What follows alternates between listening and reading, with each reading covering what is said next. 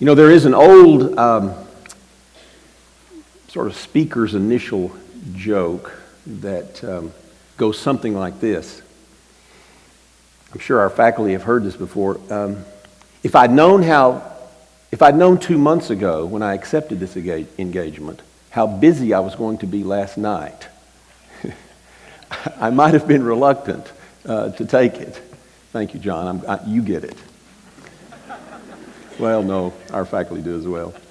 Well, that's actually, that's not so much what my problem was. It's that the title for this message was requested a month or two ago. And now, in the light of the last couple of days of thinking about it and reflecting on it, I'd really love to change the title. The title is not so much when cherished beliefs turn out to be wrong as when cherished beliefs have to be changed. A slight difference, it's in keeping with Professor Henderson's prayer when he spoke of the passage of Scripture in his prayer and referred to the dramatic, life-changing experience of Paul on the road to Damascus. There is something of a controversy about Paul's road to Damascus experience. It's not really much of a controversy, only in the minds of scholars, and it's really only a debate about certain nuances and definitions of words. Some say that this was not a conversion for Paul on the road to Damascus, as if he had given up one religion and taken up another. Because, of course, there's a lot of continuity between what Paul believed as a Jew and then, of course, what he believed as a Messiah-following Jew, that is, who confessed Jesus as Messiah and Lord. And there's a lot of truth to that. Having said that, though, of course, there are certain convictions that Paul had, Saul on the road to Damascus had, that came in for significant change and alteration. And not just his beliefs about the Shema. He retained it, but he altered it. Not just his beliefs about the people of God. He still identified himself as a Jew belonging to the nation of Israel and so on, the tribe of Benjamin. But on the other hand, what it means to be part of the family of God was altered. He didn't just change he didn't abandon his beliefs about Abraham. He still believed that Abraham was the forefather of not only of Israel, but indeed of all the followers of Jesus, Messiah. So there's a lot that Paul retained, although it was significantly revised. And to that extent, certain revisions imply wrong. Certainly, his beliefs about the Messiah were significantly revised. He probably could not have imagined that the Messiah himself would suffer. He thought that the Messiah, no doubt, would be a powerful leader. He would be the king of Israel. He would be the Lord God's agent in the world to bring about the long-awaited transformation, not only for Israel, but indeed for all the earth, the great day of restoration. He would not have imagined or suspected or anticipated, I believe, that the Messiah would end up experiencing what the people of God themselves, what Israel had experienced, namely suffering.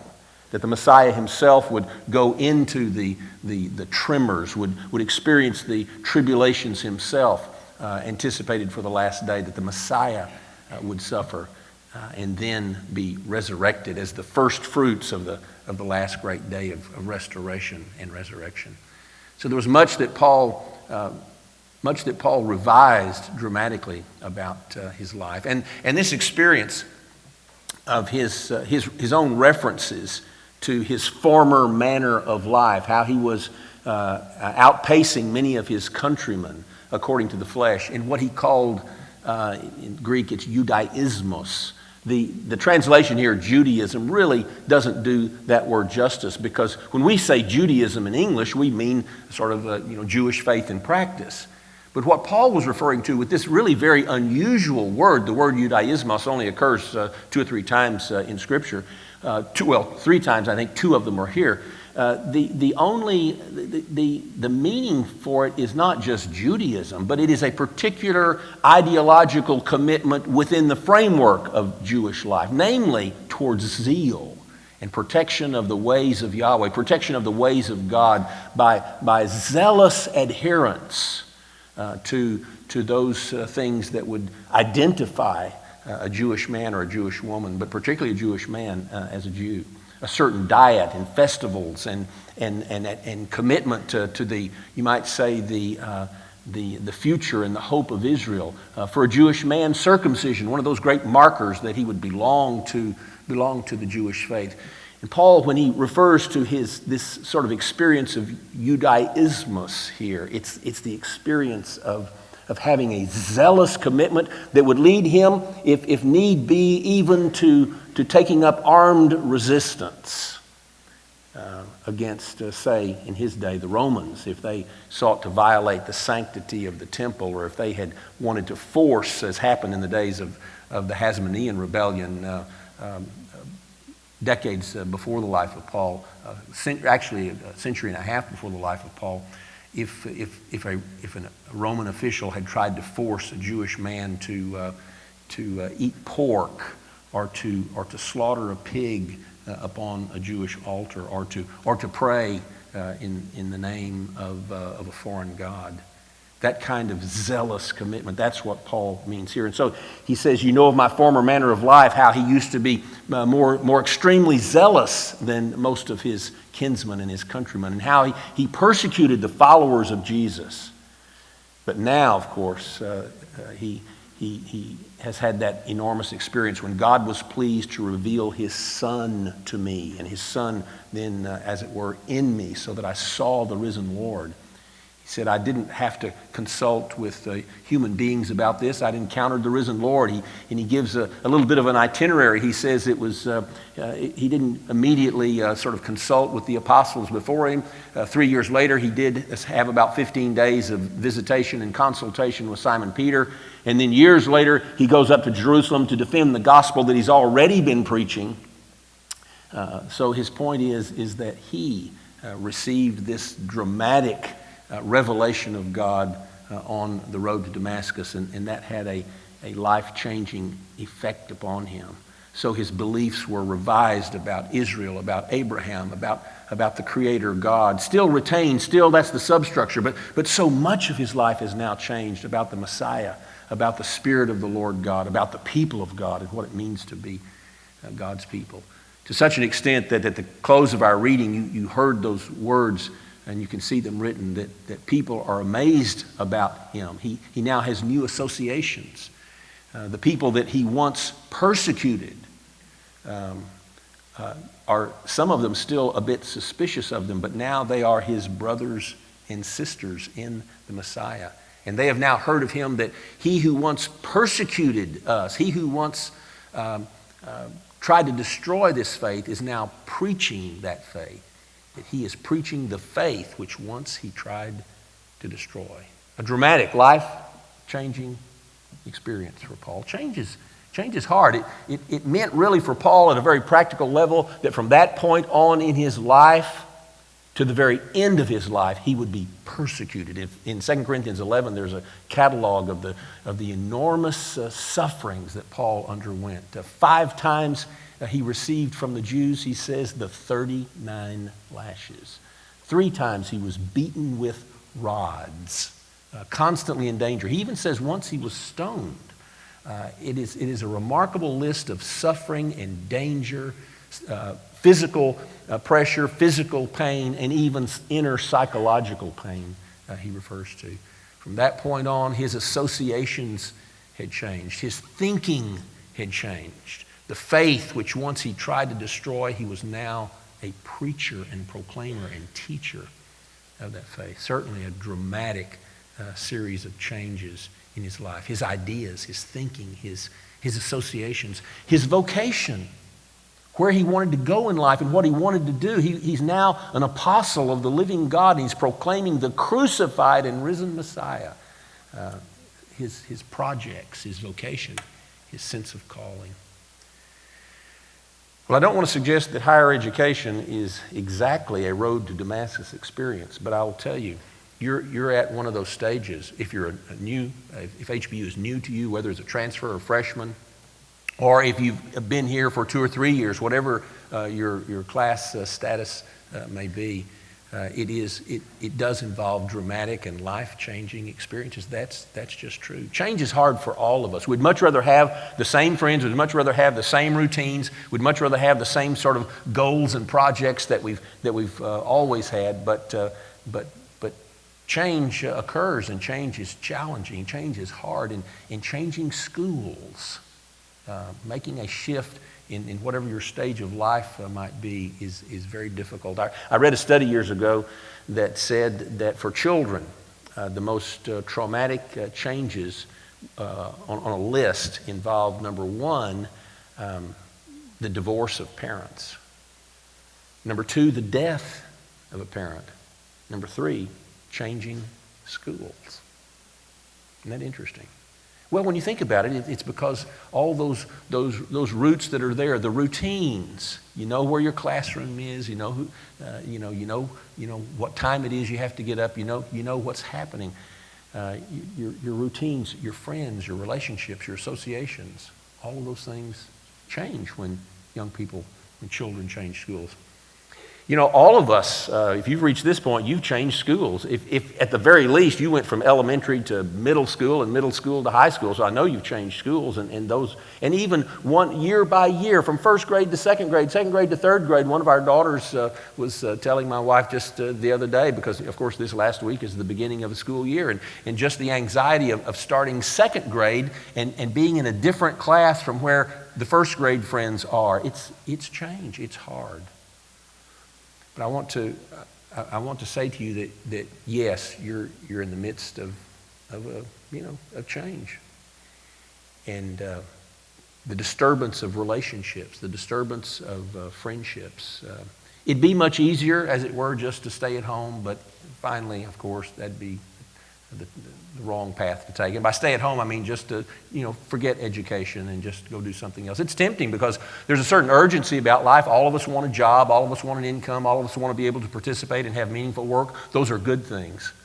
All of us all of us know that higher education, private higher education, is expensive. It's challenging, and you come to a place like this, and now there are new people and new relationships. But I want you to know you've made a really good choice. I don't think higher education is for everyone, but I believe it's for you. You've made that choice. You've obviously been interested in higher education. You're here for higher education. You believe it has value, and it does have value. It has monetary value. It has social value. It has the value of shaping you as a person. You've made a good choice, but it also has other great values that are deeply significant and very profound. You've made a good choice coming to a Christian university. I know that not everyone in here, even though this is Convocation, and even though you're at a place called Houston Baptist University, I get it. Not everyone who comes here is a Christian. We understand that. We in fact, that's part of our mission. We want people of different identities and backgrounds and even faiths to be here. But you've made a good choice, whether you're a Christian or not, coming to a place like this, because here not only will you have all the same kinds of things at one level that you'll find in another university. You'll have various degree programs, and there'll be math, and there'll be Spanish, there'll be nursing, there'll be English, there'll be history, there'll be philosophy, there'll be all of those different kinds of academic experiences and degree programs. There'll be music, there'll be business, there'll be theology, all of those things. But they're also taught in an environment that's distinctive, by professors who have a distinctive outlook, by people who profess that there is meaning and purpose to life, and that meaning and purpose are found and consummated in the person of Jesus Christ. That it's not just an individual, personal relationship with Christ that matters, but even more than that, there's a whole way of thinking and living that is shaped by faith in Jesus Christ, by trusting in the one true creator God of all the universe, by understanding that the world is good, was created by God, and yet it is tragically fallen. A great catastrophe has taken place. And while we were created good, that there is a pervasive strain of rebellion that cuts across all the nations, all the peoples, all the individuals, indeed even ourselves.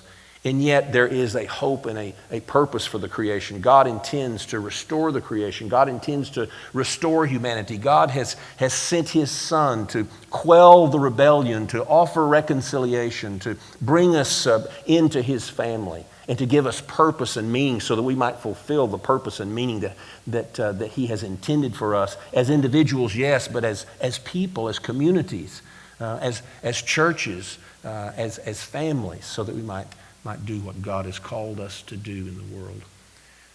You've made a good choice. Yes, these are traumatic times, new associations, new projects, new things to do, new routines, new friendships. But it's not as if you've lost everything from the past, but there's a certain revision that takes place. You have the opportunity. Higher education offers tremendous opportunities for new friendships to develop. But remember how it was after the first day of high school. You may look back and say, some of my high school friends, those are some of the best friends I have in life. They weren't your best friends on the first day of high school, or they weren't your best friends on the first day of elementary school. It takes time. So you're in the midst of a certain, as it were, personal, psychological, social trauma, but there's medicine for that. And what's the medicine? The medicine is one, to acknowledge the fact, realize that, this is a big change, and look it square in the eye, and realize that there are others around here to help you. Extend yourself. Give yourself time to develop new relationships and new friendships. Give yourself time to get adjusted to these new routines, and be willing to listen. It's a powerful thing in life to be able and willing to listen. On the road to Damascus, there was something of a conversation. We have just the brief notes of that conversation. But on the road to Damascus, Paul brought all of his history, all of his personality, all of his zeal, everything that he was, all of his background, all of his education, all of his training. And in one sense, there was one small fact that changed everything. And that small fact was the person who encountered him, this dazzling figure, this voice that he heard, he realized was the voice of Jesus of Nazareth, who had in fact been raised from the dead. And that realization was like one domino that creates a flood, a cascade, waves of change, a domino that sets another 100,000 dominoes into motion. Not necessarily one by one, but simultaneously, when Paul realized if this Jesus of Nazareth is in fact alive, as the Christians said he was alive, then he is in fact the Messiah. And if he is the Messiah, the King of Israel, then what in the world did his death mean? And then he has to begin to rethink the death of Jesus. And if the Messiah had to die for us, then things were much worse than I thought. The problem created by the great rebellion has shot all the way into the human heart, and the solution required is dramatic. But having said that, God has offered that solution. On the road to Damascus, Paul listened to the voice. Paul allowed the facts of the case to change his life. He listened for the new project, the new calling, as it were, that he had, that now you're going to be an apostle, a messenger, okay, to the Gentiles. Oh no. And behold, I'll tell you all the things that you're going to have to suffer for my name's sake. These things are told us in the book of Acts. 3 times we're told of Paul's conversion. So while this may not be our Damascus Road experience, I know it's a big change. I know what it means for me at my age every year to start a new school year. Change is hard. I can recall when Sue and I moved from one town to another. I recall how difficult that was even as young adults and as a married couple with children. You move cities, and it's change. Give yourself time. You have a tremendous opportunity. On the platform just behind me on this stage, you'll find people, brilliant professors, staff members. You'll find a faculty who, by their credentials, by their writing, or by their creativity, or by their thinking, or by their teaching, are qualified to teach in any university in the world. But because of perhaps their own life circumstances, and because perhaps most significantly, because of their faith and their trust in the providence of God who brings them to different places, they are here. Don't let the familiarity of seeing a faculty member stand before you at this university in Houston, Texas, fool you into thinking that that you don't have someone remarkable and unusual and powerful and brilliant in front of you. You have a tremendous opportunity to learn from people who have spent their lives studying and thinking and doing and teaching. They're not ivory towered folk. They think, they live. They've gone through life's experiences. They've gone through the tragedies and troubles and changes of life as well. Ask them about those. Take advantage of the people in front of you, the opportunity. They are actually paid a salary to be here, but more than that, by virtue of their calling, their desire, their love of teaching, their love of people, their love of Christ, they're here. Take advantage of the opportunity you have to learn from them. Go to class. Listen. Listen. Not just for what's going to be on the test, but listen, you might say, for what's on the test of life. Listen for the wisdom. Listen for the information. Listen for you might say, the emotion and the heartbeat of people who care about you and want to see you shaped and transformed and changed. Accept the opportunity of clubs and organizations, intramurals, activities. Realize that learning takes place, yes, from the books. It takes place, read the books, read the assignments. It takes place from the professors. Go to class and take notes and listen to the lectures. But it also takes place outside the classroom. When you have the opportunity to meet a professor or staff member of this university on the sidewalk, when you have the opportunity to meet with friends, whether in the coffee shop or in the residence colleges, to meet, to discuss, to talk about the books, talk about the things you heard in class, talk about the books you're reading and that you have in common. One of the reasons we shape the curriculum the way we do is that we want to give you the opportunity not always to be in the same classes that your colleagues and classmates are, but to be in many similar classes so that you are reading some of the same things. You've got something to talk about. One of the reasons, in fact, one of the central reasons we have Division I athletics is because we want you to have that sort of rounded university experience. Because we want the university to have the visibility that comes from Division I athletics, and we want you as students to have the experience of being with friends, enjoying your days at the university, being stretched, learning, growing. Give yourself time. Give yourself time to make new friends, to hear new ideas, and have your life changed.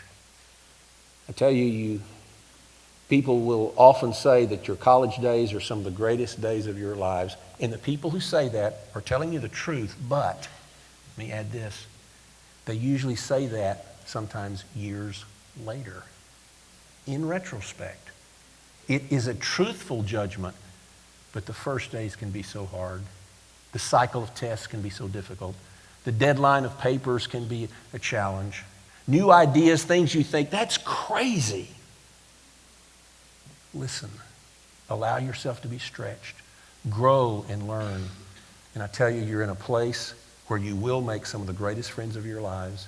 I tell you, you're in a place where your hearts and minds can be changed and transformed and challenged by faithful and godly staff members and faculty who care for you and will give you the benefit of all that they know and all that they've learned. Take advantage of a place like this where the deepest truths of life, reality, the world, the scriptures, theology can be shared with you so that you might see your life changed and you might become the person that God called you to be to do his work in the world. God bless you.